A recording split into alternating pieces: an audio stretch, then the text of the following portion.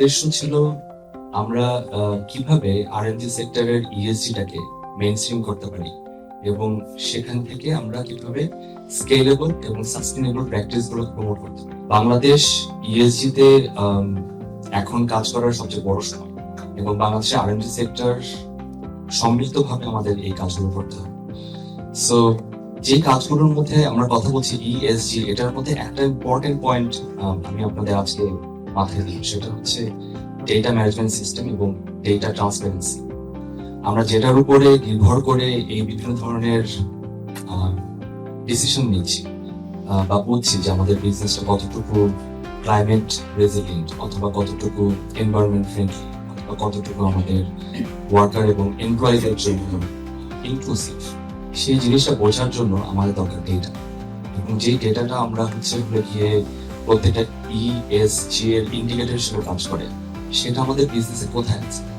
So progress project বাংলাদেশের আর&ডি sector বিভিন্ন ধরনের গ্লোবাল ব্র্যান্ড এবং অ্যাসোসিয়েশন তাদের সাথে কাজ করছে যে আমাদের ডেটার বেসলাইন কি হওয়া উচিত, যার উপর নির্ভর করে we will set the targets, যে সেইটার উপরে ডিপেন্ড করে আমরা টার্গেট করে আমরা উন্নতির পথে যাব। এবং একই সাথে সেই ডেটা ট্রান্সপারেন্সি এবং অ্যাকুরেসি ট্রেসিবিলিটি এনশিওর করার জন্য আমাদের কি ধরনের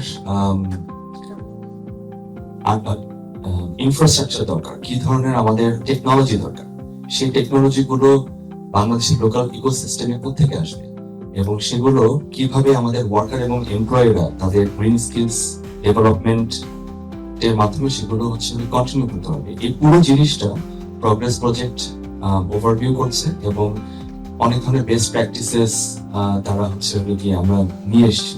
সো ইএসজি ইনস্টিটিউট যে বুট ক্যাম্পটা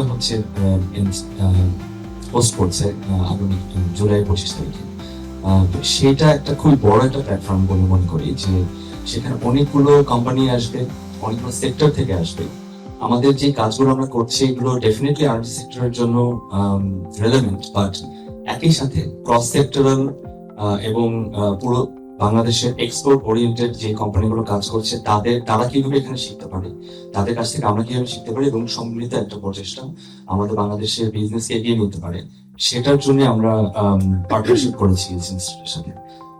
সো সেখানে যদি আমরা একসাথে এই লার্নিং গুলো নিয়ে পরবর্তীতে আমরা অ্যাকশন প্ল্যান করতে পারি, যে আমাদের নেক্সট 1 বছর 3 বছর 5 বছরে কিভাবে আমরা সবাই একসাথে সম্মিলিতভাবে এই ইএসজিটাকে ড্রাইভ করব, সেটাই আমাদের ইনক্লুসিভিটি এবং গ্রোথ এবং ক্লাইমেট জাস্টিসটাকে এনশিওর করবে। Thank you so much.